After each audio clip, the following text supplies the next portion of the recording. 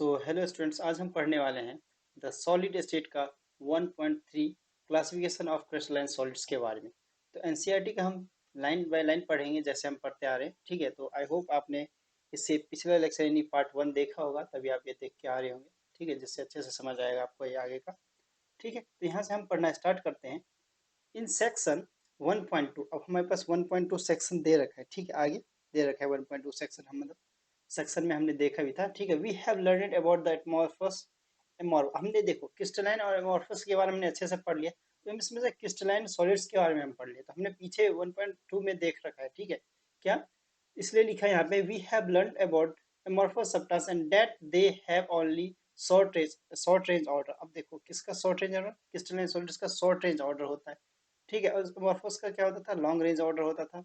However most of solid substance are crystalline in nature. अब most ज्यादातर solid substance क्या होता है, क्रिस्टलाइन होते हैं नेचर में। ठीक है, एग्जांपल्स के लिए हमारे तौर में आ जाते हैं ऑल मेटेलिक, जितने भी मेटेलिक एलिमेंट्स हैं, जैसे हमारे पास आयरन हो गया, कॉपर हो गया, सिल्वर हो गया, जितने भी हैं मेटेलिक वाले, वो सारे क्या है हमारे पास सॉलिड स्टेट में है नेचर में। ठीक है, और नॉन मेटेलिक एलिमेंट्स भी हमारे पास है, जैसे सल्फर हो गया, फास्फोरस हो गया, आयोडीन हो गया। ये बाकी ये सब चीजें क्या है हमारे पास नॉन मेटल हैं, ये भी हमारे पास सॉलिड स्टेट में। और अदर कुछ कंपाउंड भी हमारे पास, जैसे कंपाउंड्स लाइक जैसे सोडियम क्लोराइड NaCl जैसे हमारे पास है, जिंक सल्फाइड है, ZnS है। ठीक है, ये सब हमारे पास नेपथलीन हो गया। ये सब हमारे पास क्या है, ये सॉलिड स्टेट में हमारे पास नेचर में अवेलेबल है। नेपथलीन फिटकरी आपने देखा होगा। ठीक है, तो आगे देखते हैं crystalline solids can be classified in various ways. हम अब क्रिस्टलाइन सॉलिड्स को ना आप क्लासिफाई करते हैं बहुत सारे वेज में। हम देखो कितने वेज में, जैसे हमारे पास काफी ज्यादा आयनिक हो गया, मॉलिक्यूलर हो गया, कोवलेंट हो गया, मेटालिक हो गया, इन सारे वेज में हम इसको डिफाइन करके अच्छे से पढ़ने वाले हैं हम इसी को। ठीक है, तो इस तो यहाँ पे देखते हैं the method depends upon the purpose of hand there will be classify crystalline solids on the basis of the nature of inter. अब देखो इंटरमोलिकुलर फोर्सेस की बात हो रही है मेरी। इंटरमोलिकुलर फोर्सेस इसमें होता है किसमें, जितने जैसे आयनिक में हमारा इंटरमोलिकुलर फोर्स होता है आयन आयन के बीच में। ठीक है, मॉलिक्यूलर में हमारे तो डिस्पर्जन फोर्स होता है, डायपोल फोर्स होता है, हाइड्रोजन बॉन्ड के बीच में फोर्स होता है, तो इंटरमोलिकुलर फोर्स होता है। ठीक है, जैसे फिर कोवलेंट बॉन्ड में हमारा कोवलेंट बॉन्ड्स फोर्स आ जाता है, मेटालिक वाले में हमारा मेटालिक बॉन्ड आ जाता है। तो ये सारे फोर्सेज होता है हो जाते हैं। ठीक है, तो कुछ पार्टिकल्स के हमारे पास फोर्सेस दिए हुए, जैसे पहला हमारे पास आ जाता है वान डर वाल फोर्सेज आ जाते हैं, आयनिक बॉन्ड्स के, कोवेलेंट बॉन्ड्स के, मेटेलिक बॉन्ड्स। ये हमारे पास टोटल 4 है, चारों को हम एक्सप्लेन करके पढ़ने वाले हैं। तो ये चीज पूछ सकता है कि हमारे पास क्रिस्टलाइन सॉलिड्स के कितने टाइप्स है, टोटल 4 टाइप्स हमारे पास होते हैं। तो ये क्वेश्चन आ सकता है यहाँ से। ठीक है, इसके बाद हम आगे बढ़ते हैं। On the basis of crystalline solids are classified into 4। अब इसके बेसिस पे क्रिस्टलाइन सॉलिड्स को, ठीक है, कितने 4 टाइप्स में बांटा गया हमने देखा। ये मॉलिक्यूलर, आयनिक, मेटेलिक, कोवेलेंट बॉन्ड्स। ठीक है, तो ये चीज भी क्वेश्चन आ सकता है यहाँ से। ठीक है, अभी तक पूछा तो नहीं गया लेकिन आगे पूछ सकता है। ठीक है, जहाँ पे क्वेश्चन पूछा गया वहां मैं बताऊंगा, जहाँ पे पूछा जा सकता है वहां भी मैं बताऊंगा। ठीक है, तो इसमें से हम सबसे अपना पहला टॉपिक लेते हैं, क्या, मॉलिक्यूलर सॉलिड्स। ठीक है, मॉलिक्यूलर सॉलिड्स क्या है, तो मॉलिक्यूल्स। अब मॉलिक्यूलर सॉलिड्स में बात होगी तो किसकी, मॉलिक्यूल्स की बात होगी मेनली। तो molecules of constitute particles of molecular solids, these are further sub divided into the flowing category. तो कुछ कैटेगरी में इसको भी बांटा गया, जैसे हमारे पास नॉन पोलर मॉलिक्यूलर सॉलिड्स आ गए। ठीक है, तो ये सबसे पहली कैटेगरी होगी इसकी। ठीक है, फिर नॉन, अभी हम नॉन पोलर मॉलिक्यूलर आ गया, इसके बाद हमारे पास पोलर आ गया, इसके बाद हाइड्रोजन बॉन्ड आएगा जाएगा। ठीक है, तो हम 3 इसके भी फर्दर कैटेगरी होते हैं हमारे पास। ठीक है, तो इसके 3 कैटेगरी होते हैं किसके, मॉलिक्यूलर सॉलिड्स के। तो सबसे पहला इसमें से नॉन पोलर मॉलिक्यूलर सॉलिड्स है। इसके बारे में पढ़ते हैं। दे कंप्राइज आइदर एटम्स। ठीक है, तो आइदर एटम्स ये कंपेयर करता है आइदर एटम्स को लेके। ठीक है, नॉन पोलर है। ठीक है, हमने पोलर के बारे में, नॉन पोलर के बारे में 11th क्लास में पढ़ा है। ठीक है, जैसे इसके बाद हमारे पास एग्जांपल आता है इसका, जैसे आर्गन हो गया, हीलियम हो गया। ये आर्गन और हीलियम के मॉलिक्यूल्स क्या होते हैं, नॉन पोलर कोवेलेंट बॉन्ड्स में आ जाते हैं, फॉर्म करते हैं। ठीक है, इसके बाद आगे बढ़ते हैं। तो यहाँ से अभी क्वेश्चन नहीं पूछा गया चुका है अभी तक। ठीक है, लेकिन आगे पूछ सकते हैं। जैसे हमारे पास हाइड्रोजन H2 हो गया, Cl2 हो गया, I2 हो गया। अब इसी के बीच का हो गया, जैसे हमारे पास हाइड्रोजन हाइड्रोजन है, हाइड्रोजन H2 है, तो H2 को हम कैसे लिखेंगे, H2 में हम हाइड्रोजन हाइड्रोजन के बीच का फोर्स होता है। जैसे Cl में Cl के बीच का फोर्स होता है, आयोडीन में आयोडीन आयोडीन का फोर्स होता है। तो इसी फोर्स को हम नॉन पोलर फोर्स कहते हैं। ठीक है, तो यही हमारा मॉलिक्यूलर सॉलिड्स में आते हैं, मॉलिक्यूलर सॉलिड्स हैं जितने। ठीक है, तो in the solids atoms and molecules are held. अब एटम्स के लो, मॉलिक्यूल्स के लो, ये वीक डिस्पर्जन फोर्स होता है। वीक डिस्पर्जन फोर्स को हम दूसरा नाम लंदन फोर्स भी कहते हैं। तो ये एग्जांपल ऐसा आ सकता है क्वेश्चन कि अगर ये हमें दे रखा होगा, ठीक है, H2Cl2I2 दे रखा होगा, ये पूछ लेगा इसमें से ये फोर्स हमारा कौन सा है, वंडरवाल फोर्स है, डिस्पर्जन फोर्स है, लंदन फोर्स है। वो है भी तो कौन सा फोर्स है, वीक है या स्ट्रॉन्ग है। तो ये क्वेश्चन यहाँ से पूछ सकता है कि हमारा लंदन फोर्स है, डिस्पर्जन लंदन या डिस्पर्जन फोर्स है, वो भी वीक फोर्स है, किसमें, H2 में, Cl2 में, I2 में। ये है किसका, नॉन पोलर मॉलिकुलर सॉलिड्स का। ये किसके अंदर, मॉलिकुलर सॉलिड्स के अंदर आता है। तो ये क्वेश्चन ऐसे बना के पूछ सकते हैं, ठीक है। आई थिंक ये कभी पूछा भी होगा क्वेश्चन, ठीक है, तो स्टार मार्क लगाते हैं इस पे क्योंकि ये पूछा भी जा सकता है। About which you have learn in class, इसके बारे में मैंने 11th क्लास में पढ़ा भी है, ठीक है। कौन से चैप्टर में, चैप्टर 4 में पढ़ा होगा, केमिकल बॉन्डिंग वाले में। दिस सॉलिड्स आर सॉफ्ट, अब ये सॉलिड्स क्या होते हैं, बड़ी सॉफ्ट होते हैं, सॉफ्ट सॉफ्ट होते हैं, ठीक है, नॉन कंडक्टर होते हैं इलेक्ट्रिसिटी के लेके। तो इसमें से इलेक्ट्रॉन पास नहीं होंगे तो क्या इलेक्ट्रॉन पास नहीं होगा इसमें से इजिली, तो इलेक्ट्रॉन फ्लो नहीं करता है, तो इलेक्ट्रिसिटी कंडक्ट नहीं करे, इसलिए बैड कंडक्ट आता है, यानी कि कंडक्ट नहीं करता इलेक्ट्रिसिटी को, ठीक है। इसकी प्रॉपर्टी पूछ लेते हैं, प्रॉपर्टी में ध्यान रखना है कि ये सॉफ्ट होता है, ठीक है, नॉन कंडक्टर होता है, और लो मेल्टिंग पॉइंट होती है इसकी, एंड ये लिक्विड और गैसेस स्टेट में रूम टेम्परेचर में इजिली मिल जाता है, इसका में प्रेशर भी होता है। तो ये क्वेश्चन यहाँ से बन सकता है, ठीक है। इसके बाद हम आते हैं अपने दूसरे पैर पे, पोलर मॉलिकुलर सॉल्ट पे। पोलर मॉलिक्यूल सॉल्ट इससे अच्छा ही होगा, जो भी होगा H2Cl2I2 से इससे अच्छा होगा। तो the molecule of substance like S, जैसे HCl है, हाइड्रोजन क्लोराइड आ गया, SO2 आ गया, ये सब बाकी सारे क्या होते हैं, ये सारे पोलर कोवेलेंट बॉन्ड होते हैं। जितने कोवेलेंट बॉन्ड वाले होते हैं बहुत ज्यादा अच्छे होते हैं, इसके पीछे फोर्स काफी ज्यादा अच्छी होती है, ठीक है। और लंदन फोर्स हो या डिस्पर्जन फोर्स हो, ठीक है, वंडरवॉल फोर्स बहुत ज्यादा वीक फोर्स होते हैं उनके बीच में। तो पोलर मॉलिक्यूल्स होते हैं तो इनमें बहुत अच्छा फोर्स होता है, कोवेलेंट फोर्स है इसमें, कोवेलेंट बॉन्ड्स बनाए तो। The molecules in such solids are held together relatively stronger dipole dipole, इसमें डायपोल डायपोल क्या होते हैं मूवमेंट, जैसे इस दोनों के HCl के बीच में डायपोल डायपोल क्या इंट्रैक्शन रहेगा, डायपोल डायपोल इंट्रैक्शन रहेगा तो फोर्स अच्छा रहेगा। दिस सॉलिड्स आर, ये अब देखो इसकी प्रॉपर्टी क्या आती है, ये सॉलिड्स सॉफ्ट होते हैं, ये भी नॉन कंडक्टर होते हैं, एंड इसमें मेल्टिंग पॉइंट क्या होती है, हाई रहती है नॉन पोलर के मुकाबले। तो यहाँ लिखा their melting points are higher than those of non polar molecules के मुकाबले इसकी मेल्टिंग पॉइंट ज्यादा होती है, एंड ये गैसेस स्टेट में, लिक्विड स्टेट में, रूम टेम्परेचर पे इजिली मिल जाते हैं और प्रेशर में भी, ठीक है। तो जैसे सॉलिड में SO2 का and solid SO2 and solid NH3 are example of solid. तो ये एग्जाम्पल याद रखने, यहाँ से ये सारे क्वेश्चन आ सकते हैं, यहाँ से ये क्वेश्चन, ठीक है। तो पोलर मॉलिक्यूल्स में HCl SO2 example, SO2 NH3 आ गया, और हमारे नॉन पोलर वाले में H2Cl2I2 ये क्वेश्चन हेड मतलब एग्जाम्पल आते हैं, ठीक है। फिर हम अब आते हैं हाइड्रोजन बॉन्डेड मॉलिक्यूल सॉलिड्स पे। अब ये क्या है, इसमें हाइड्रोजन की बात होगी। The molecules of such solids contain, इसमें पोलर कोवेलेंट बॉन्ड्स है, तो ये इसमें भी काफी अच्छा है, ठीक है। जैसे हाइड्रोजन हो गया, फ्लोरीन हो गया, ऑक्सीजन, नाइट्रोजन एटम्स की बात होगी। इसमें क्या होता है, स्ट्रॉन्ग हाइड्रोजन बॉन्डिंग बाइंड करता है, मतलब हाइड्रोजन इसके साथ बाइंड करेगा, जैसे HF है मेरे पास, हाइड्रोजन के साथ कुछ भी बॉन्ड करेगा, HF हो गया, H2O जैसे हो गया, NH3 हो गया, कुछ भी हो गया, तो मतलब क्या गया इसके बीच में एक बॉन्ड जो होगी ना, बॉन्डिंग काफी ज्यादा मजबूत होगी। जैसे हमारे पास H2O है, H2O के बीच में जैसे H हो गया, फिर ऑक्सीजन होती है, फिर एक H होती है, फिर आगे ऐसे डॉट डॉट दिखा देते हैं, इंटरमॉलिक्यूलर फोर्स होती है, तो ऐसे ही उसमें फोर्स काफी ज्यादा अच्छी होती है, ठीक है, आगे ऐसे ही चेन बन जाता है, ठीक है।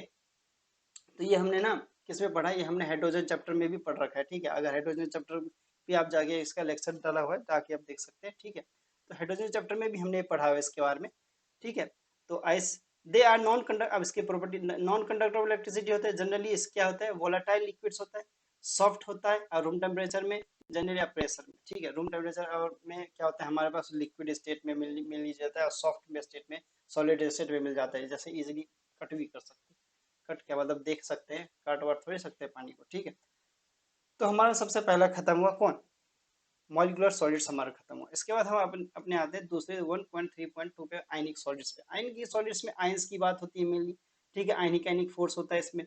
तो ions are constituent particles, ionic solids की बात होगी। Such solids are from the 3 dimensional, 3D में होता है मेनली, क्या होता है 3D में दिखता है मेनली, ये 3D में एलिमेंट, जिसमें कैटायंस और यानी कि नेगेटिव, अब आयंस की बात हो रही है तो पॉजिटिव और नेगेटिव की तो बात जरूर होती है इसमें, ठीक है। Bond strong coulombic electrostatic force बना लेते हैं, ठीक है, यानी कि कोई भी, जैसे हमारे पास कोई भी आ गया था, जैसे NaCl हो गया तो Na+Cl- हो जाता है ना, तो ये हमारा आयनिक सॉलिड्स में आता है, ठीक है। तो इसमें स्ट्रॉन्ग कोलम्बिक फोर्स होते हैं, जैसे स्ट्रॉन्ग इलेक्ट्रोस्टैटिक फोर्स भी कह सकते हैं हम। दिस सॉलिड्स आर, ये सॉलिड्स की प्रॉपर्टी क्या होती है, हार्ड होते हैं ये, ब्रिटल होते हैं नेचर में, एंड हाई मेल्टिंग पॉइंट इसकी और बॉइलिंग पॉइंट काफी ज्यादा हाई होती है इसकी। तो ठीक है, तो ये क्वेश्चन यहाँ से बन सकता है, तो ये पूछ सकते हैं यहाँ से। ठीक है, हाइड्रोजन को हमने यहाँ पे ना वो हाइड्रोजन चैप्टर में भी पढ़ रखा है, तो यहाँ क्वेश्चन हमने उसमें काफी अच्छे से पढ़ा है, उस वहाँ पे देख सकते हैं आप। मोस्ट इंपोर्टेंट है यहाँ पे, ये तो मोस्ट इंपोर्टेंट है ही। ठीक है, since the ions are not free, अब आयंस क्या होता है, फ्रीली मूव नहीं करते। फ्रीली मूव नहीं करते तो इलेक्ट्रिसिटी को कंडक्ट नहीं करेंगे। जो मतलब आयंस फ्रीली मूव करते हैं वो इलेक्ट्रिसिटी को कंडक्ट कंडक्ट करते हैं, तो ये गुड कंडक्टर भी नहीं है। ठीक है, दे आर इलेक्ट्रिकल इंसुलेटर, दिया हुआ है ना यहाँ पे इलेक्ट्रिकल इंसुलेटर है यहाँ पे। Solid state, in solid state, however molten state in dissolve in water, अब मोल्टन स्टेट में क्या होता है, डिसॉल्व होता है वाटर में। ठीक है, ions become free to move, they conductor, अब आयंस को ना फ्री करवाया जाता है, इसमें क्या करा जाता है, ions become free to move, अब इसमें करवाया जाता है कैसे, मोल्टन स्टेट में होता है ना, उसको डिसॉल्व कर देते हैं। ठीक है, डिसॉल्व कर देते हैं तो फ्रीली मूव, जैसे मैं अगर कहूँ तो NaCl, नमक को हम क्या करते हैं, नमक को हम पानी में अगर घोल दें, पानी में घोल दे तो उसमें से क्या इलेक्ट्रिसिटी कंडक्ट इजिली कर सकता है, क्यों, क्योंकि आयंस आ गए ना उसमें, पॉजिटिव नेगेटिव आयंस आ गए। ऐसे जैसे हमें मिनरल वाटर में नहीं होता है, लेकिन अगर हम उसमें डिस्टिल वाटर, मिनरल वाटर ले, लेकिन उसमें नमक घोल दो तो डिस्टिल वाटर उसको छोड़ दो, ठीक है, मिनरल वाटर ले आओ, और उसमें नमक घोल दो, तो फिर देखो तो उसमें इलेक्ट्रिसिटी इजिली कंडक्ट कर जाएगा, क्यों, क्योंकि उसमें फ्री इलेक्ट्रॉन्स मूव करेंगे, क्यों, पॉजिटिव नेगेटिव, क्योंकि नमक में हमने मिला दिया, नमक में Na+ NaCl- होता है। ठीक है, इजिली करते जैसे कई लोग करते भी अर्थिंग वर्थिंग में यूज करते हैं, नमक पानी घोल के डालते हैं। ठीक है, ये हमारा खत्म हुआ। इसके बाद हम आगे बढ़ते हैं अपने मेटालिक सॉलिड्स पे। ठीक है, ये काफी ज्यादा इंपॉर्टेंट है, इस पे देखना मेटालिक सॉलिड्स क्या होता है। ठीक है, तो मेटल्स, ठीक है, metals are only collections of positive ions, ध्यान देना पॉजिटिव आयंस। अब मेटालिक की सॉलिड्स की बात हो रही है तो पॉजिटिव नेगेटिव इसमें आएगा ही। ठीक है, मेटल्स होते हैं एक नॉन मेटल्स। अब मेटल्स की हम बात करें, positive ions surrounded by any held together in sea of free electrons. ठीक है, sea of free electron, this electrons are mobile, mobile का मतलब होता है मूवेबल, एक जगह से दूसरी जगह इजिली चले जाता है। आर इवनली स्प्रेड और through out the crystals, crystal के फॉर्म में, जैसे अगर कहा जाए नमक की बात हो जाती है, ज़्यादातर हर जगह ना NaCl यानी नमक की बात हो जाती है, तो इजीली यहाँ से सी कहा ना, सी में इलेक्ट्रॉन्स फ्रीली मूव, नमकीन पानी होता है ना, तो फ्रीली मूव करते हैं इलेक्ट्रॉन। ठीक है, through out the crystal, etch metal, नमक भी कैसे होता है, नमक मिलता है तो हमें क्रिस्टल के फॉर्म में ही तो मिलता है ना। Each at metal atom contributes one or more electrons towards the sea in the mobile electron, नहीं फ्रीली मूव कर देते थे समुद्र में। ठीक है, पॉजिटिव और negative, this free and mobile electrons are responsible for high electrical and thermal conductivity of metals, thermal का मतलब हीट होता है। ठीक है, when electric field is applied these electrons flow through the network of positive ions. Similarly, when heat is supplied to the one portion two of metal to the thermal energy uniformly spread throughout free electron. Another important characteristic of metal is luster and color in certain cases. These are so presence of free electron. Then metals are highly malleable and ductile. तो mainly कुछ खास बात नहीं था, वही कहानी की तरह बताया था, समुद्र में फ्री इलेक्ट्रॉन्स होते हैं, वो एक जगह से दूसरी जगह मतलब ऐसे मूव करते रहते हैं।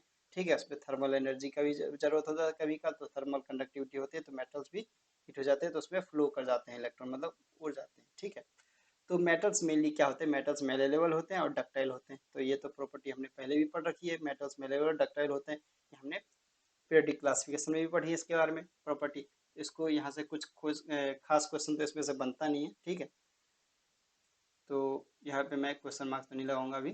ठीक है, क्योंकि कुछ खास क्वेश्चन नहीं बनता, जो भी बनता है मतलब आता है इजी, बहुत ज़्यादा बहुत इजी बनाना होगा तो उसमें दे देगा क्वेश्चन इसमें से। इसके बाद हम आते हैं अपने चौथे पे, इस पे और आखिरी पे, कोवेलेंट और नेटवर्क सॉलिड्स। अब देखो कोवेलेंट एक तरह का बॉन्ड भी होता है, पढ़ा है हमने। ठीक है, जैसे डायमंड ग्रेफाइट सब में इसमें a wide यानी a wide variety of crystalline solids are non-metals result from the formation of covalent bond between adjacent यानी आमने adjacent होते हैं throughout the crystal में। जैसे अभी डायग्राम हम देखेंगे डायमंड का भी ग्रेफाइट का, तो आमने सामने ऐसे बॉन्डिंग बनाई रहती है, बना रहता है। दे आर का जियंट मॉलिक्यूल्स, जियंट जियंट का मतलब ऐसे होता है राक्षस। ठीक है, जियंट मॉलिक्यूल्स बहुत अजीब सा लगता है देखने में, राक्षस मतलब खतरनाक सा लगता है, उसी जियंट मॉलिक्यूल्स हो गए। The covalent bonds are strong, covalent bond strong होता है, डायरेक्शनली होता है नेचर में, and therefore atoms held strongly in their position. अब स्ट्रांगली मतलब जैसे देखते हो तुम ग्रेफाइट हो गया, डायमंड, कितने पास पास मॉलिक्यूल्स एकदम मजबूती से जकड़ के एकदम रहते हैं, कोई टस से मस हिला नहीं सकता उसको।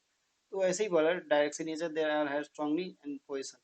सच सॉलिड्स आर वेरी हार्ड, ये क्या होते हैं, सॉलिड्स बहुत ज्यादा हार्ड होते हैं, ब्रिटल होते हैं। दे आर एक्सट्रीमली हाई, इसकी मेल्टिंग पॉइंट भी बहुत ज़्यादा होती है। एंड इसको मे वन डिकम्पोज बिफोर मेल्टिंग, इसको डिकम्पोज कर सकते हैं लेकिन काफ़ी ज़्यादा है। देखो मेल्टिंग पॉइंट है तो कितना ज़्यादा मेल्ट करना पड़ेगा, कितने ज़्यादा टेम्परेचर पे। दे आर इंसुलेटर, इंसुलेटर हैं यानी कि इलेक्ट्रिसिटी कंडक्ट नहीं करते हैं। डायमंड एग्जांपल सबसे अच्छा है, सिलिकॉन कार्बाइड आ गया, ठीक है। And typical example of solid और थ्रू द ग्रेफाइट भी आ गया, ठीक है। ग्रेफाइट भी एग्जांपल है, तो हमारे कॉलेज में ये सारे एग्जांपल आ जाते हैं। ये चीज़ हमने पढ़ रखा है पहले भी, ठीक है। इसमें हमने एस ब्लॉक के बारे में भी हमने ये पढ़ा हुआ है। पी ब्लॉक में भी एस नहीं, एस ब्लॉक में हाँ पढ़ा हुआ है, एस ब्लॉक में हमने पढ़ा है, ठीक है। सी पी ब्लॉक में all through belongs to classify crystals but it is soft in. हाँ तो ये देख लो सॉफ्ट भी होता है कंडक्टर ऑफ इलेक्ट्रिसिटी, लेकिन कब, ग्रेफाइट की बात कर रहा है बस, डायमंड की नहीं। It is exceptional properties are due to कुछ एक्सेप्शनल। अब देखो केमिस्ट्री में हमारे पास एक्सेप्शनल काफ़ी ज़्यादा होते हैं, तुम्हें बताइए, ठीक। इसी से लोग सारे बच्चे ज़्यादातर डरते भी हैं। अब देखो यहाँ पे टिपिकल स्ट्रक्चर दिया हुआ है हमारे पास, ये हमारे पास डायमंड का स्ट्रक्चर, ये हमारे पास ग्रेफाइट का स्ट्रक्चर। अब देखो यहाँ पे ना पिकोमीटर में दिया हुआ है, पिकोमीटर में जो 10⁻12 मीटर में होती है एक पिकोमीटर में, ठीक है। तो ये हमें याद रखने की जरूरत नहीं है, याद रह गया तो बहुत अच्छी बात है, नहीं याद रहा तो कोई बात ही नहीं। ये हमारा 340 और ये हमारा डायमंड में 154 रेंज होती है, यानी कि एक मॉलिक्यूल से दूसरे मॉलिक्यूल्स के बीच के आपस में, लेकिन डिस्टेंस हाइट में बोला जाए दूरी में, ठीक है। वर्टिकल होती है एक, हॉरिजॉन्टल, तो उसमें भी बोला जाए तो ये चीज़ होता है, लेकिन हमें याद रखने की जरूरत है, कोई फर्क नहीं पड़ता इससे। यहाँ से ज़्यादातर क्वेश्चन पूछे नहीं जाते, ठीक है। कार्बन एटम्स जहाँ से पूछे जाएंगे मैं भी बताऊंगा। Carbon atoms are arrange in the different layers such as each atoms is covalent bonded and three of neighboring the atom same the fourth electron। अब देखो एक दो एक कैसे है, एक दो तीन चार पाँच छः, छः इलेक्ट्रॉन है ना। अब सबसे एक एक जुड़ा हुआ, ठीक है, ऐसे लेयर बनाता है, ठीक है। फोर्थ वैलेंस इलेक्ट्रॉन, अब चार कार्बन के तो चार वैलेंस इलेक्ट्रॉन होते हैं ना, ठीक। ईच पेरेंट डिफरेंट लेयर, अब सब डिफरेंट लेयर में आप फ्रीली मूव करते, this free electrons make graphite a good conductor. अब एक ग्रेफाइट है देखो, ठीक है, गुड कंडक्टर माना जाता है इसलिए। Different layers can be slide over the make the graphite soft solid and solid lubricant, solid lubricant माना जाता है, ये सब तो हमें पता ही है, ग्रेफाइट का लुब्रिकेंट माना जाता है। तो डिफरेंट प्रॉपर्टीज होती है, फोर्थ प्रॉपर्टीज होती है मेनली। अब देखो हम मेन चार्ट पे आए तो इसमें से ये जो टेबल है ना, ठीक है, ये टेबल काफ़ी ज़्यादा इंपॉर्टेंट है। ये बॉक्स जो टेबल है हमारे पास, ये काफ़ी ज़्यादा इंपॉर्टेंट है, इसमें याद रखने वाली एग्जाम्पल भी हमारे पास है। इसमें कंस्टिट्यूट पार्टिकल्स भी हैं, फिजिकल नेचर है, इलेक्ट्रिकल कंडक्टिविटी है, बॉन्डिंग है, तो ये हमें टेबल याद रखना है। जितना भी हमने पढ़ा ना उसका एक छोटा सा समरी इसमें आ गया है, जिसको इजीली याद कर सकते हैं, उसको ना पढ़ के हम इसको याद कर ले तो इसमें से कई बार क्वेश्चन पूछे भी गए और काफ़ी ज़्यादा। अब देखो कहाँ से, मॉलिकुलर सॉलिड्स में ना पूछे गए हैं क्वेश्चन बैक किया में। अब नॉन पोलर मॉलिक्यूल्स होता है, ठीक है, पोलर में मॉलिक्यूल्स, हाइड्रोजन बॉन्डेड में मॉलिक्यूल्स से, तो मॉलिक्यूल्स ही है ना। इसमें डिस्पर्जन फोर्स यानी लंडन फोर्स होता है किसमें, नॉन पोलर वाले में। अब इसमें इसके एग्जांपल क्या क्या आते हैं, AR, CCl4, H2I2CO2, ये सब एग्जांपल हमारे आ जाते हैं किसमें, नॉन पोलर वाले में।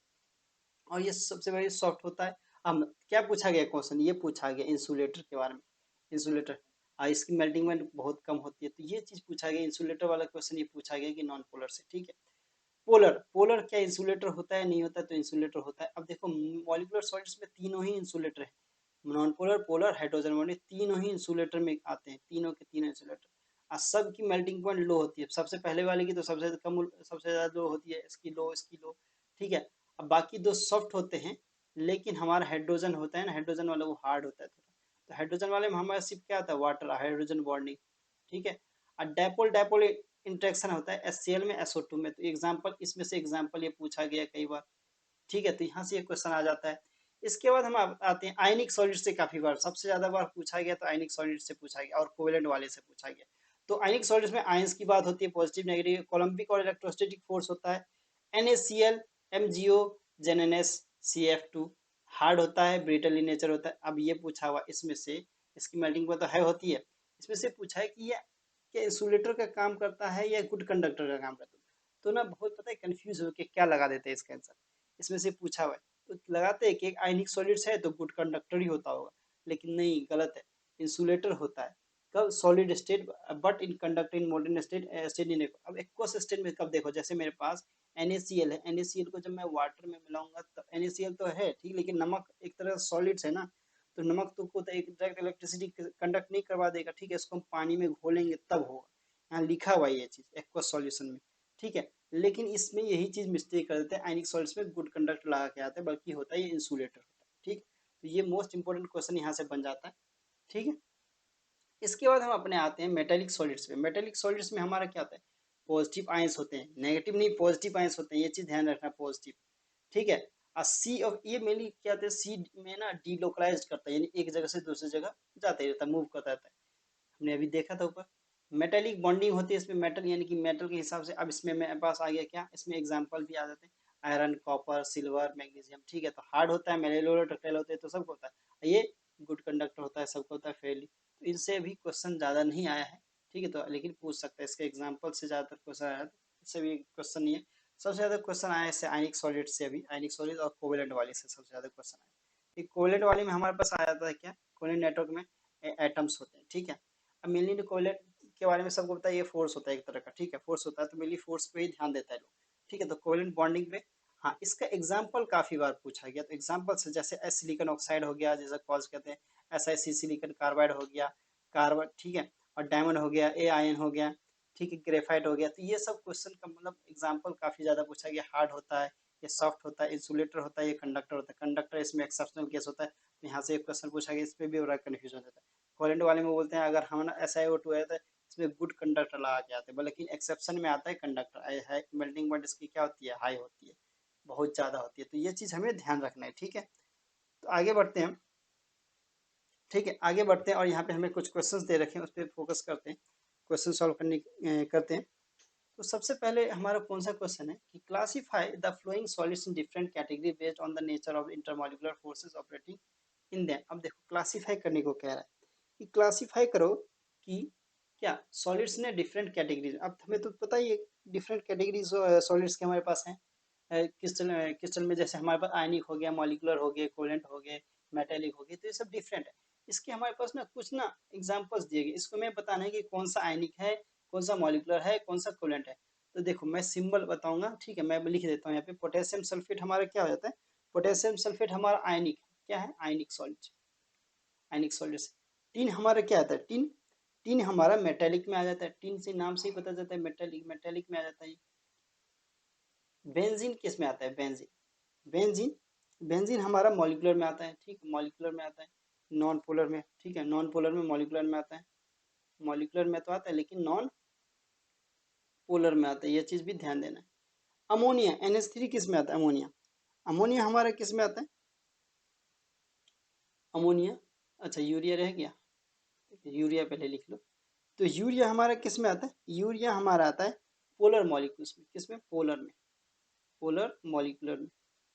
ठीक है, और हमारा ये किस में आता है, अमोनिया, अमोनिया हमारा आता है, ये भी पोलर में ही आता है, ये भी पोलर मॉलिक्यूल्स में ही आता है। ठीक है, मॉलिक्यूलर सॉलिड्स में आता है। इसके बाद वाटर की बारी, वाटर किस में आता है, वाटर, वाटर भी हमारा किस में आता है, वाटर हमारा, वाटर तो हाइड्रोजन होता है ना, तो H2 हाइड्रोजन वाले में आता होगा, सीधी बात, हाइड्रोजन बॉन्डिंग में। जिंक किस में आता है फिर, जिंक हमारा जैसे जन एन एस जिसे कहते हैं, जिंक सल्फाइड आता है मेनली। तो जिंक सल्फाइड किस में आता है, ये हमारा आयनिक में आता है, नीचे हमने देखा भी था, ऊपर सॉरी बॉक्स में। इसके बाद हमारे पास आता है ग्रेफाइट, ग्रेफाइट किस में आता है, ग्रेफाइट, ग्रेफाइट हमारा कोवेलेंट में आता है, अभी तो देखा हमने ऊपर, कोवेलेंट में आता है, कोवेलेंट में आता है। रुबिडियम किस में आता है, रुबिडियम, रुबिडियम हमारा आता है मेटेलिक में, किसमें, मेटेलिक में। आर्गन, आर्गन हमारा किस में आता है, आर्गन भी हमारा नॉन पोलर में आता है, नॉन पोलर हमने देखा था ना ऊपर, सबसे पहले तो आर्गन ही का एग्जांपल है, नॉन पोलर मॉलिक्यूल्स में। ठीक है, सिलिकॉन कार्बाइड SiC ये किस में आता है, कोवेलेंट में आता है, अभी तो ऊपर हमने देखा था, यहाँ पे अभी किस में, कोवेलेंट में। ये चीज जरा ध्यान से देख लेना। ठीक है, थोड़ा किचिर मिचिर हो गया तो थोड़ा ध्यान से देखना। इसके बाद हमारा आता है 1.6 क्वेश्चन।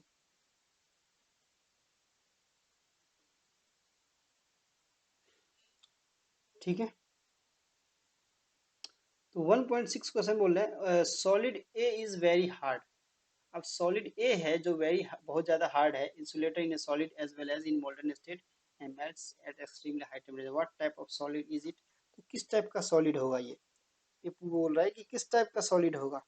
तो ये तो अगर इसको मेल्ट किया जाता है, इसको मिलाया जाता है, तो एक्सेप्शन वाले में आता है, तो एक्सेप्शन वाले में तो ये कोवलेंट वाले में आता है, कोवलेंट टाइप का सॉलिड, कोवलेंट टाइप का। ठीक है, कोवलेंट नेटवर्क है ये, ठीक है। एक से एग्जाम्पल डायमंड, SiC, बहुत सारे और भी बहुत सारे एग्जाम्पल्स आ जाते हैं, ठीक है। तो ये हमारे कोवलेंट वाले में आता है, ठीक है।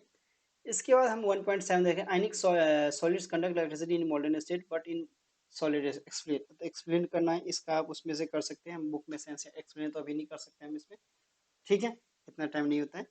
1.8, what type of solids electrical conductor material inductor, अब वो किस टाइप के सॉलिड्स की जरूरत होती है, तो मेटालिक सॉलिड्स की जरूरत होती है मेनली, ठीक है। कौन से सॉलिड्स, मेटालिक सॉलिड्स, मेटालिक, ठीक है, मेटालिक सॉलिड्स मेनली क्या करते हैं, ये इलेक्ट्रिकल होते हैं, मैलेरियल होते हैं, डक्टाइल भी होते हैं। तो सारा एक क्वेश्चन को छोड़ के हमने ज़्यादातर क्वेश्चन कर लिया, ठीक, ठीक। इसके बाद हम अपने आगे नेक्स्ट टॉपिक पे पढ़ते हैं। नेक्स्ट टॉपिक हमारा क्या कह रहा है, नेक्स्ट टॉपिक है हमारा क्रिस्टल लैटिस के बारे में, ठीक है। तो crystal lattice and unit cells के बारे में तो यहाँ से पढ़ते हैं हम, ठीक है।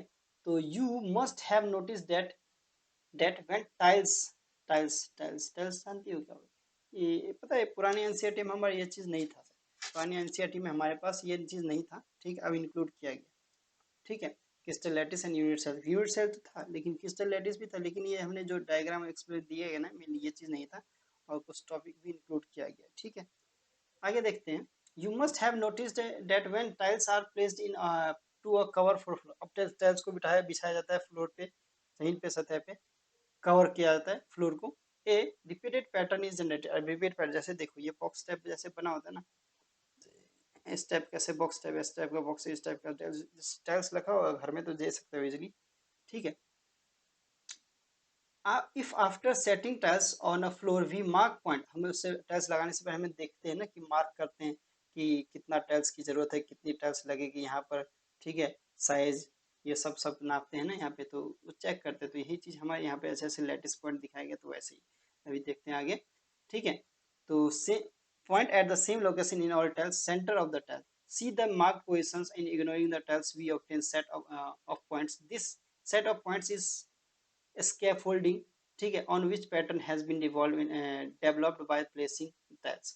The scaffolding is a specialty of two dimensional, 2D की बात होती है, 2D होता है वो, अब 2D 3D 1D बताइए, pattern has been developed in placing structural units is set of points, अब points हमें दे रखे हैं, देखो ये लैटिस पॉइंट्स कहलाते हैं, ये हमारे क्या होते हैं, जैसे ये पॉइंट सेट्स किए ना, जैसे हमें ये सोच लो कि ये हमारा पॉइंट दिया हुआ है ऐसे रो में 1 2 3 4, ठीक है, इधर भी दिया गया, तो ये एक बॉक्स टाइप का ऐसे बन जाता है ना, तो ये एक सोच लो कि एक टाइल्स इतने में आएगा, ये जो पॉइंट हमें दे रखा है ना, लैटिस पॉइंट दे रखा है, ठीक है, लैटिस पॉइंट दे रखा है, ठीक है, सबका नाम दे रखा है लैटिस पॉइंट, इसका मोटिफाई मेक द क्रिस्टल स्ट्रक्चर, इसका लैटिस पॉइंट दे रखा है, ये चीज हमें दे रखा है, इसमें ज्यादा क्वेश्चन अभी तक पूछा नहीं गया, ठीक।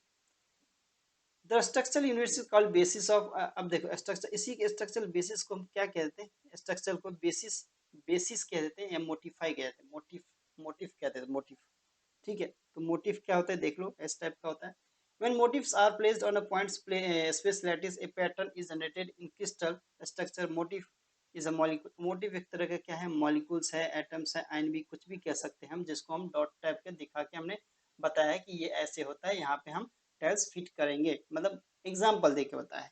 Space lattice is also, space lattice ही हमारा क्या होता है, क्रिस्टल लैटिस होता है, ये पैटर्न के फॉर्म में होता है, रिप्रेजेंट करता है अपने लोकेशन को, ठीक है, लोकेशन जैसे क्या, लोकेशन यानी मोटिफ जिसे कहते हैं वही, इन अदर वर्ड्स, दूसरे शब्दों में कहें तो lattice is an abstract scaffolding of crystal structure when we are place motif is an identical manner on points of space lattice, identical manner यानी कि इस सीक्वेंस में लगाएंगे, जैसे सेम एज यूजुअल ऐसे ही लगाते जाएंगे, तो ये हो गया, जैसे देखो ये हमारा क्या लैटिस पॉइंट है, लैटिस पॉइंट्स, ठीक है। तो ये हो गया, उसमें कुछ नहीं है, हाइपोथेटिकल टू डायमेंशनल डायग्राम दे रखा है, देखो टू डायमेंशनल है, तो ये कुछ ज्यादा इंपॉर्टेंट नहीं है, इसमें कुछ खास बात नहीं है, हमें याद रखना है कि लैटिस पॉइंट होता क्या है, हमें मेन तो क्या है, आगे जाके हमें यूनिट सेल्स के बारे में पढ़ना है मेन हमें, ठीक है।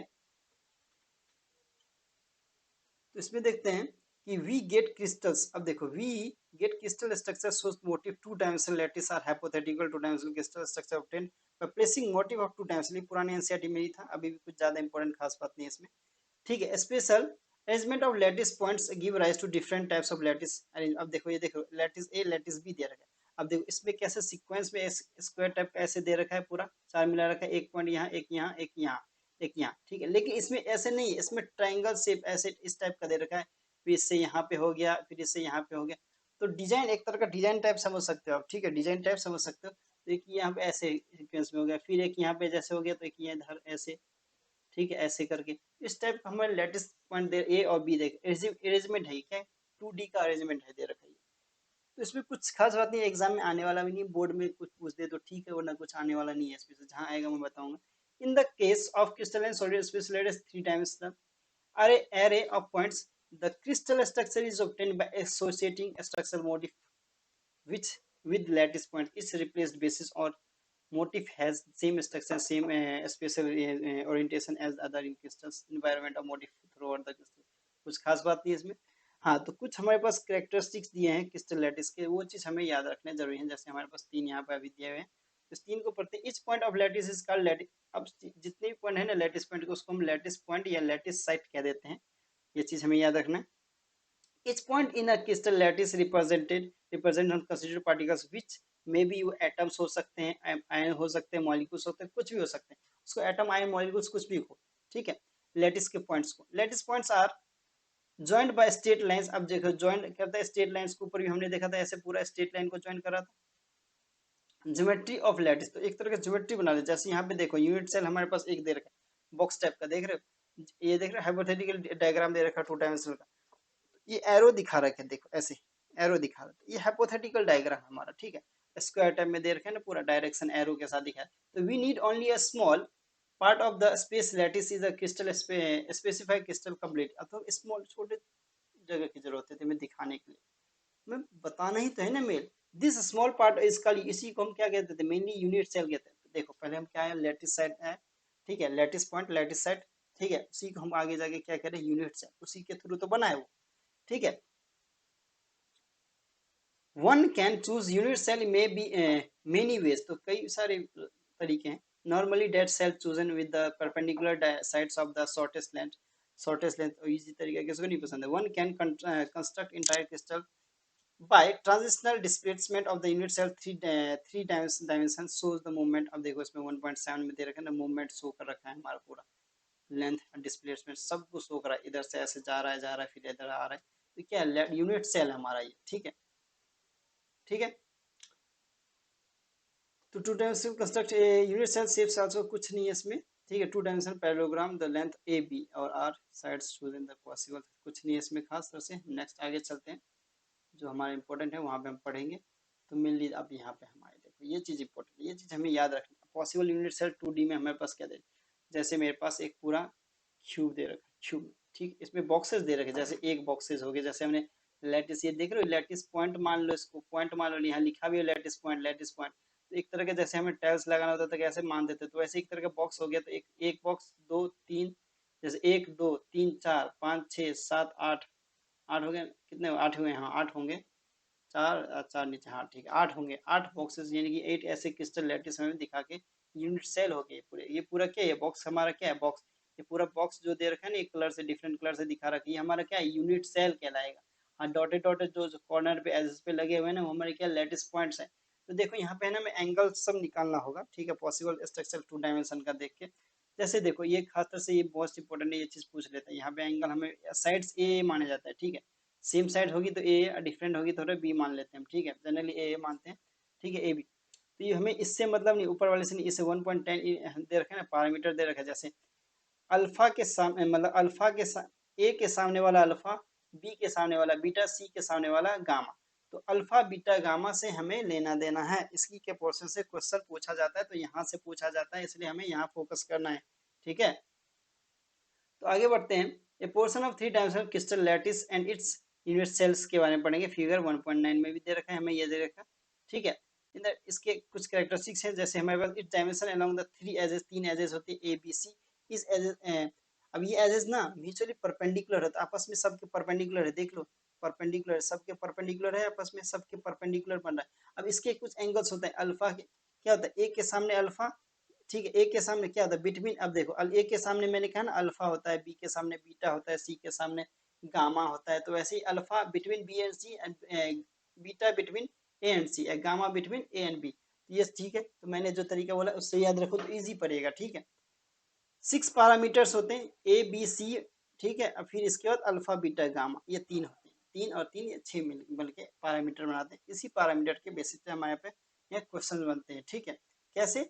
Primitive and centred unit cells है हमारे पास। जैसे unit cells can be broadly, अब देखो unit cells can be divide किया गया किसे, टू कैटेगरीज में डिवाइड किया है। एक प्राइमेटिव यूनिट सेल है, तो एक दूसरा हमारा सेंटर्ड यूनिट सेल है। प्राइमेटिव प्राइमेटिव हमारा क्या होता है, सिंपल मेनली होता है, तो when constitute particles are present only in one corner, एक कॉर्नर पे पोजीशन यूनिट सेल होता है, तो उसे हम प्राइमेटिव यूनिट सेल कह देते हैं। ये चीज डेफिनेशन तो बोर्ड एग्जाम में ही पूछ सका था, ये इसका तो पूछने वाला है नहीं। ठीक है, तो फिर भी क्वेश्चन यहाँ से क्वेश्चन आ सकता है, तो हमें यहाँ से भी देखना है ध्यान। ठीक है, यहाँ से भी क्वेश्चन आ सकता है। इसके बाद आते हैं सेंट्रल यूनिट। सेंट्रल यूनिट से इंपॉर्टेंट होता है, इसमें हमारे पास कई सारे बीसीसी आ गया, एफसीसी आ गया, ईसीसी आ गया, वो और भी कई सारे आ जाते हैं। When unit cell contain one or more constitutive particle present in a position other than corner, इस चीज का सेंट्रल यूनिट सेल होते हैं। जैसे हमारे पास इसके फिजिकली तीन टाइप्स होते हैं, बीसीसी, एफसीसी, ईसीसी। तो बॉडी सेंटर्ड यूनिट सेल होते हैं। अब ये बॉडी सेंटर्ड क्या होते हैं? बॉडी सेंटर्ड वो होते हैं, वो एटम्स या मॉलिक्यूल्स ठीक जो बॉडी के बीच में बना हो उसे हम बॉडी सेंटर्ड कह देते हैं। ठीक है, कॉर्नर वाले तो होते ही, कॉर्नर तो हमारे इसमें होते हैं, कॉर्नर कॉर्नर पे बने होते हैं। ठीक है, अब उसके बारे में हम नेक्स्ट में पढ़ेंगे। ठीक है, कॉर्नर पे हमारे पास टोटल 8 होते हैं, 1/8 का रेंज होता है। बॉडी सेंटर में हमारे पास क्या होता है, एक ही होते हैं। एफसीसी हमारे पास, जैसे क्या हमारे पास फेस जो 6 होते हैं ना, तो 6 फेस पे अलग अलग होंगे, तो इसमें कंस्टिट्यूट पार्टिकल्स होते हैं ईच फेस पे 6। जैसे हमारे पास एक बॉक्स बना है, जैसे ये बॉक्स बनेगा, ठीक है, बॉक्स बनेगा ऐसे करके बॉक्स, तो जितने फेस होंगे ना हमारे पास, जितने फेस, जैसे एक यहाँ हो गया, 2, 3, 4, 5, एक 6, 6, 6, 6 इधर वाला 6। ठीक है, तो 6 के 6। अब बीसीसी वाला एक ठीक बीच में ही होता है, बीच में होता है।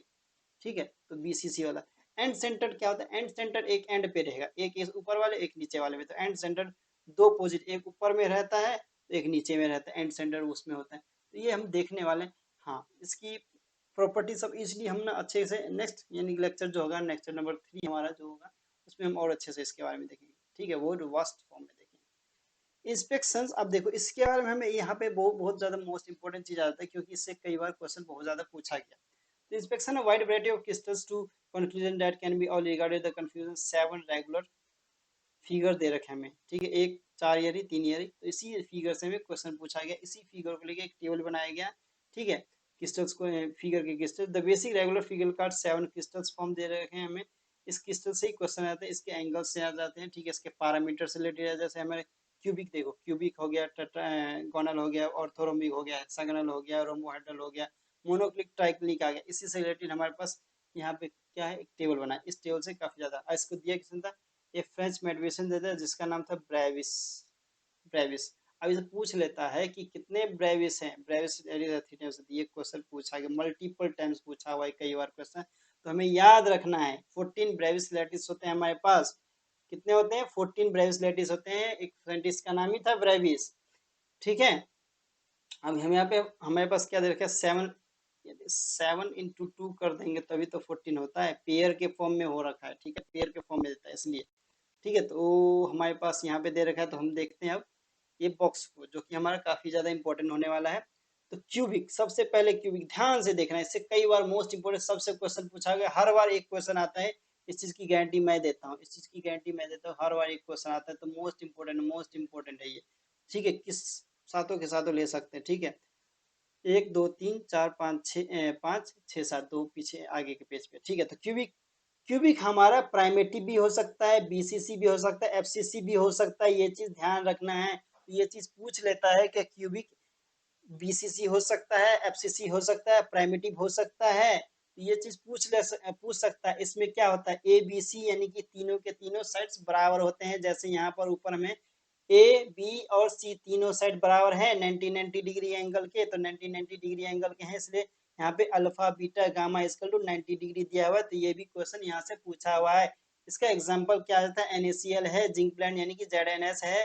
ठीक है, और सी कॉपर है। तो ये क्वेश्चन यहाँ से पूछा हुआ है कई बार, ठीक, कई बार मल्टीपल टाइम्स।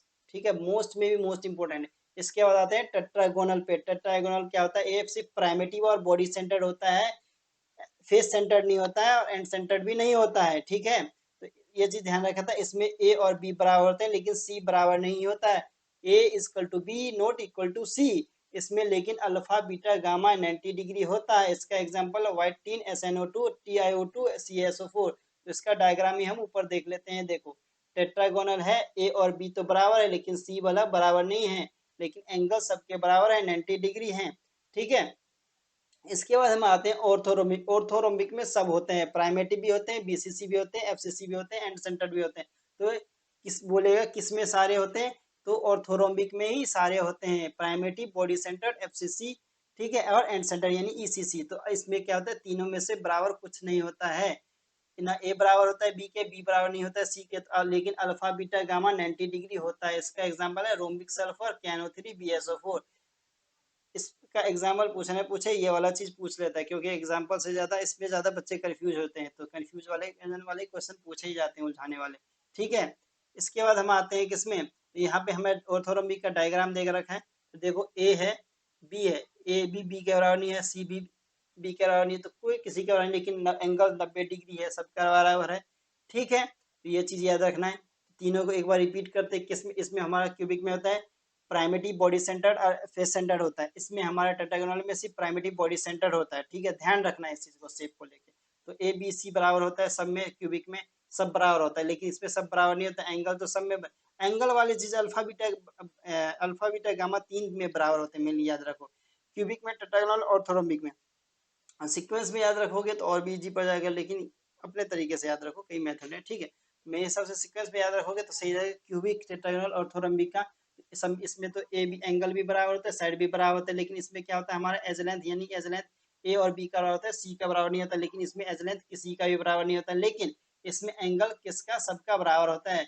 ठीक है, अब आते हैं हम हेक्सागोनल पे। हेक्सागोनल क्या होता है, हेक्सागोनल में प्राइमेटिव होता है, सिर्फ हेक्सागोनल प्राइमेटिव होता है, रोमोहेड्रल भी सिर्फ प्राइमेटिव ही होता है। तो इसमें A equal to B not equal to C होता है, किसके बराबर हो गया ये हमारा टेट्रागोनल में जैसे दे रखा है वैसे ही है, लेकिन इसमें एंगल क्या होता है, अल्फा और बीटा तो 90 डिग्री होता है, लेकिन गामा 90 डिग्री नहीं होता है। कितना होता है, तो 120 डिग्री होता है। तो ये चीज पूछ सकता है कि एक 120 डिग्री गामा किसमें होता है, तो हेक्सागोनल में होता है। हेक्सागोनल 6 साइड जैसे होता है, तो वैसे बना लो। इसका एग्जांपल ग्रेफाइट हो गया, जेडन हो गया, CDS आ गया। जैसे हेक्सागोनल का हम स्ट्रक्चर देख लेते हैं ऊपर, तो हेक्सागोनल ये रही हमारे पास, तो ए बी और सी कुछ नहीं है बराबर, हेक्सागोनल एंगल अब देखो ए और हमारा क्या है, बी, अल्फा बीटा 90 डिग्री, लेकिन गामा ऊपर के देख रहे हो 120 डिग्री दे रखा है, तो ये चीज हमें देखना है। इसके बाद रोम्बोहेड्रल में क्या होता है, रोम्बोहेड्रल भी हमारा प्राइमेटिव और हमारा हेक्सागोनल भी प्राइमेटिव होता है। इसमें ए बी सी तो बराबर होता है, लेकिन यानी कि एज लेंथ तो बराबर होता है, लेकिन एंगल एक भी बराबर नहीं होता है। इसका कैल्साइट होता है, एग्जाम्पल CaCO3 या GS सिंदूर, सीचा सीनावार कहते हैं। ये चीज हो गया, तो रोम्बोहेड्रल हमारे पास यहाँ आता है, देख लो टेढ़ा ऐसे झुका हुआ है। ठीक है, तो ये चीज हो जाता है। इसके बाद दो और हमारे पास आ जाता है, मोनोक्लिक। मोनोक्लिक के क्वेश्चन तो अभी 2 साल पहले आया था, बहुत ज्यादा इंपॉर्टेंट क्वेश्चन आता है। ये प्राइमेटिव होता है, एंड सेंटर होता है। प्राइमेटिव और एंड सेंटर एक और होता था हमारा, कौन सा, टेट्रागोनल होता है। तो कंफ्यूज नहीं होना है, इसमें से तीनों में से एज लेंथ बराबर नहीं होती किसी की, और इसमें अल्फा और गामा होते हैं 90 डिग्री, लेकिन बीटा 90 डिग्री नहीं होता है। इसमें मोनोक्लिक सल्फर से भी क्वेश्चन पूछा है, तो मोनोक्लिक सल्फर किसमें आता है, मोनोक्लिक में ही आता है। Na2SO4 10H2O भी आता है इसमें। फिर आता है ट्राइक्लिक। ट्राइक्लिक यानी कि ट्राइक्लिक, इसमें सिर्फ प्राइमेटिव होता है। ठीक है, प्राइमेटिव हमारा और किसमें होता था, प्राइमेटिव हमारा इसमें हेक्सागोनल रोमोहेड्रल में भी होता था, और ट्राइक्लिक में भी हमारा प्राइमेटिव ही आ रहा है। इसमें भी ए बी सी इक्वल नहीं है, लेकिन अल्फा बीटा गामा भी इक्वल नहीं है। तो ये चीज देखना है, K2Cr2O CuSO4 5H2O H3BO3 है। इसमें एग्जांपल से क्वेश्चन नहीं पूछा, लेकिन इससे ट्राइक्लिक से एक क्वेश्चन पूछा हुआ है, मोनोक्लिक से क्वेश्चन पूछा हुआ है, तो इस पर ध्यान देना है हमें। ठीक है, मोस्ट इंपोर्टेंट चीज आ जाती है, तो ये पूछा गया है कोई कई बार क्वेश्चन में। तो इस चैप्टर में ये बॉक्स काफी ज्यादा इंपॉर्टेंट है, एक क्वेश्चन इसमें डेफिनेटली पूछा जाता है हर बार, मैचिंग में भी पूछ सकता है इसमें से। ठीक है, मैच ऑफ द फ्लोइंग में भी इससे रिलेटेड क्वेश्चन काफी ज्यादा पूछ सकता है। ठीक है, ऑर्थोरोम्बिक से भी क्वेश्चन पूछा गया, हेक्सागोनल से भी क्वेश्चन पूछा गया काफी बार, टेट्रागोनल से भी पूछा गया, तो कहीं एक एक बार करके तो सबसे क्वेश्चन पूछ ही दिया। ग्रेफाइट का एग्जांपल भी पूछा हुआ है कई बार, व्हाइट टिन का एग्जांपल पूछा हुआ है, देखना 2013 वगैरह का पेपर उठाना तो दिखेगा तुम्हें व्हाइट टिन वाला क्वेश्चन। ठीक है, तो ये चीज हमें याद रखना है। एक बार और दोबारा कर लेते हैं, क्यूबिक में बॉडी सेंटर और फेस सेंटर होता है, A equal to B equal to C होता है, लेकिन और तीनों एंगल बराबर होते हैं। टेट्रागोनल में ए बी के बराबर होता है, लेकिन सी बराबर नहीं होता है, लेकिन एंगल बराबर होते हैं सारे। ऑर्थोरम्बिक में प्राइमेटिव होते हैं, बॉडी सेंटर एफसीसी यानी कि सब होते हैं इसमें, समझ लो। ठीक है, एक इकलौता ऐसा ऑर्थोरम्बिक है जिसमें सब होता है, primitive, body centre, FCC and ECC होता है। इसमें एंगल एज लेंथ बराबर नहीं होता है, लेकिन एंगल बराबर होते हैं। ठीक है, हेक्सागोनल में प्राइमेटिव होता है, रोमोडल भी प्राइमेटिव होता है, और हमारा एक और एक और प्राइमेटिव होता था, कौन सा? ट्राइक्लिनिक भी हमारा प्राइमेटिव होता है, ठीक है। तो रोम्बोहेड्रल और हेक्सागोनल और ट्राइक्लिनिक प्राइमेटिव होता है। इसमें a इक्वल टू b हो जाता है, लेकिन c इक्वल नहीं होता। इसमें तीनों बराबर होते हैं, लेकिन एंगल बिल्कुल बराबर नहीं होता है। हेक्सागोनल में हमारा अल्फा बीटा 90 डिग्री होता है, लेकिन गामा 120 डिग्री होता है, ठीक है। मोनोक्लिनिक से क्वेश्चन कई बार पूछा है, ठीक है। मोनोक्लिनिक प्राइमेटिव और एंड सेंटर में आता है, इसमें तीनों में से एक भी नहीं। मोनोक्लिनिक और ट्राइक्लिनिक याद रखो, वो नीचे से दो जो होते हैं, उसमें एज लेंथ किसी का भी बराबर नहीं होता दोनों में से। लेकिन एंगल क्या होता है? एंगल लास्ट वाले का ट्राइक्लिनिक का एंगल ना एंगल बराबर होता है ना एज लेंथ बराबर होता है। लेकिन लास्ट मोनोक्लिनिक में हमारा एंगल अल्फा और गामा का 90 डिग्री होता है, लेकिन बीटा का 90 डिग्री नहीं होता है, ठीक है। ये चीज याद रखना है। तो ये देखो, ये प्राइमेटिव यानी सिंपल वाला कैसा होता है, देखो सिंपल वाला ये रही बीसीसी, ये रही बॉडी सेंटर एक बीच में बना हुआ है, ठीक है। एफ सेंटर यानी एक फेस फेस में हो, देखो एक फेस पे ये रही, एक फेस पे ये रही, फेस पे ये रही, दूसरे फेस पे ये रही, फिर इसका फेस ये रही, इसका फेस यहाँ पे ये रही, सबका फेस फेस पे दे रखा है। तो ये चीज हमें देखना है। टोटल 6 होते हैं फेस पे, बॉडी सेंटर टोटल 1 होता है। प्राइमेटिव तो सिंपल ही होता है, सिंपल एज देख लो, टोटल 8 होंगे एज, ठीक है। इसके बाद हमारे पास प्राइमेटिव ऐसे ही है कि बॉडी सेंटर में हमारे पास एक हो गया, ठीक है। Unit cell tetragonal lattice two दे रखा है 90 डिग्री, देखो वैसे हो गया। फिर हमारा ये किसका था? टेट्रागोनल का था। ये ऑर्थोरम्बिक का आ गया, वो हमारे पास क्यूबिक लैटिस क्यूबिक का था। तो सबका हमें यहाँ पे दे रखा है।